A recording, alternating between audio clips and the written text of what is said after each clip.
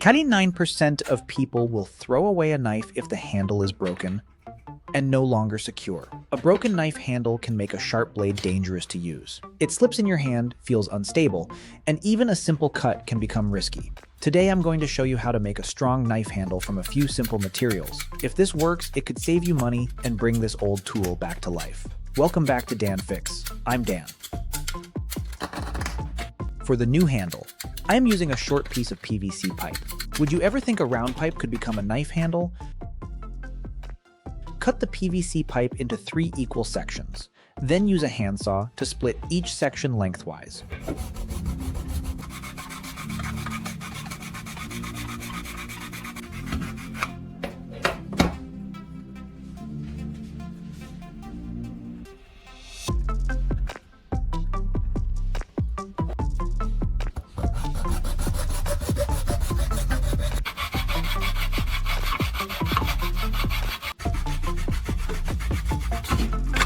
Hold the PVC with pliers, then warm it with a heat gun until it becomes soft enough to press flat. Work in good ventilation here. Do not burn PVC and do not let it smoke or turn brown. PVC only needs to soften. Hot plastic can burn your fingers, so use pliers or gloves.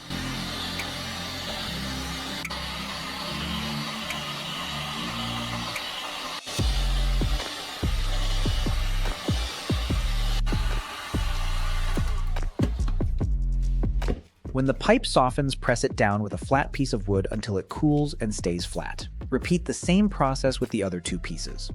Now we have 3 flat PVC strips instead of 1 round pipe. Apply PVC cement and stack the 3 strips together. This gives the handle material more thickness and stiffness.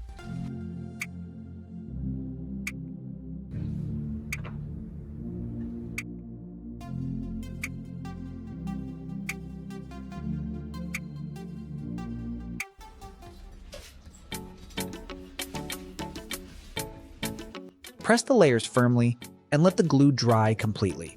PVC cement has strong fumes and is flammable, so keep it away from flame sparks and the heat gun until it is fully cured.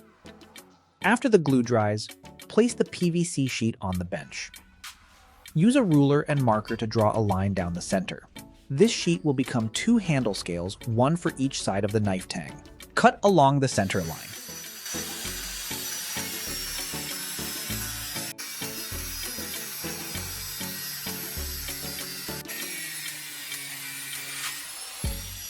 After the 2 pieces are separated, place them side by side and draw a diagonal line from one corner. This diagonal cut gives the handle a better rough shape and removes extra plastic before grinding. Cut along the diagonal mark.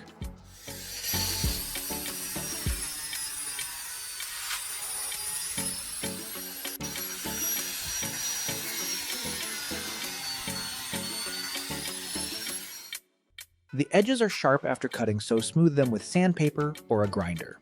A knife handle should never have sharp plastic edges where your fingers will grip.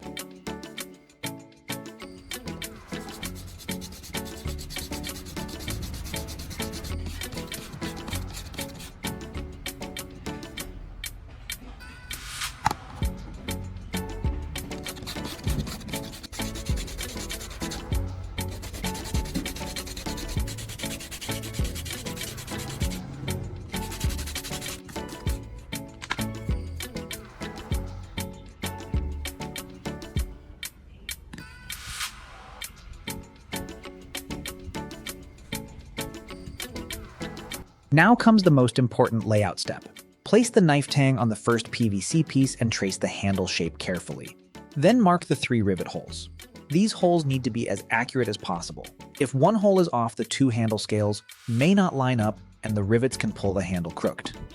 Flip the knife over and mark the second PVC piece the same way. Make sure the 2 pieces mirror each other, not 2 copies facing the same direction. After marking, cut along the outside lines. Work slowly around the curved sections. Leave a little extra material so we can shape it cleanly later.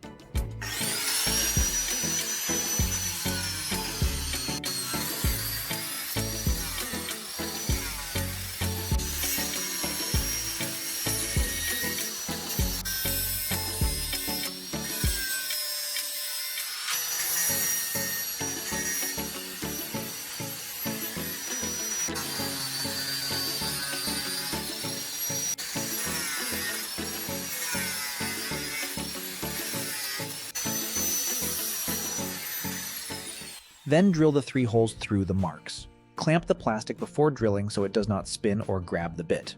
Wear eye protection when cutting, grinding, and drilling plastic.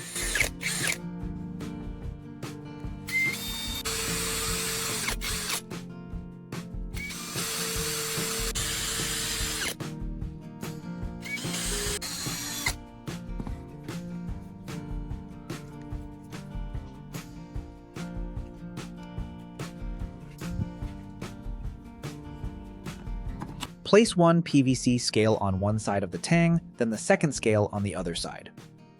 Push short pieces of aluminum rod through the holes. These will become the rivets. The rivets are important because they give the handle a mechanical lock. Glue alone would not be enough for a tool that gets pulled, twisted, and washed.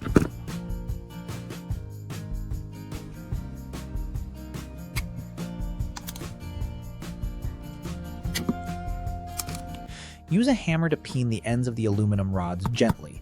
Work from both sides and spread the metal evenly. Do not hit too hard in one spot. Too much force can crack the PVC or shift the handle out of alignment.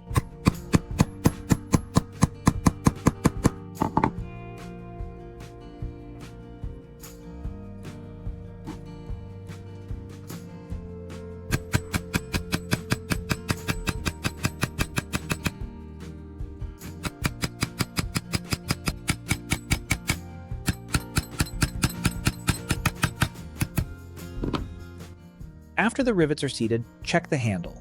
It should feel solid with no gap opening between the scales and the tang.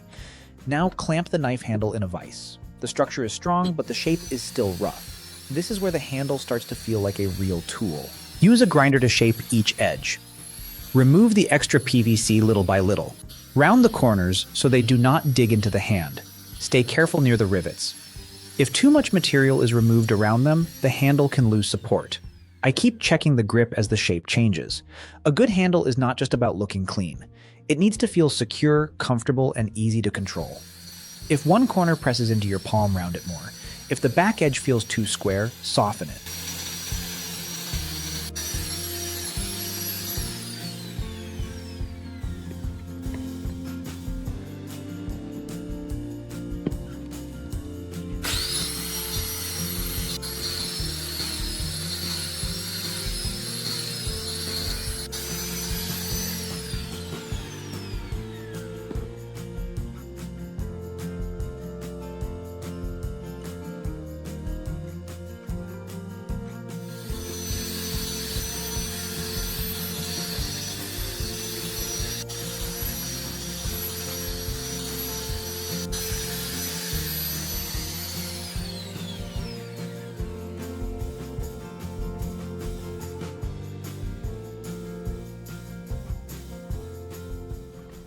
Wipe away the plastic dust before the final surface treatment. If you use a small torch to bring a little shine back to the PVC, keep the flame moving and use very light heat. This is only for the surface appearance. It does not make the handle stronger. Do not burn the plastic, do not breathe the fumes, and stop immediately if smoke appears.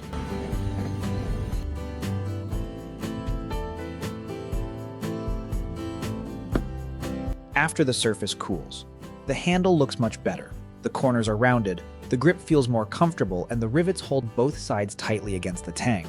This is far better than the broken handle we started with. Now we need a real test. Tell me what country you're watching from. I'd love to learn how people in your part of the world repair broken knife handles or reuse PVC pipe.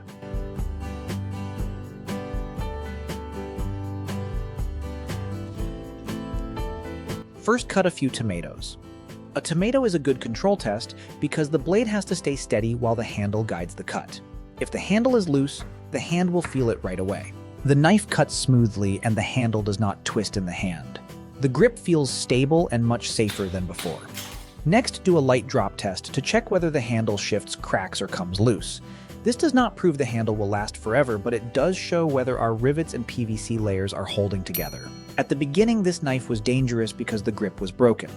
After flattening PVC, laminating the layers, shaping 2 handle scales, drilling accurate holes, and peening aluminum rivets, the old knife is useful again. If you found this useful, hit like, subscribe to Dan Fix, and tell me what old kitchen tool we should restore next.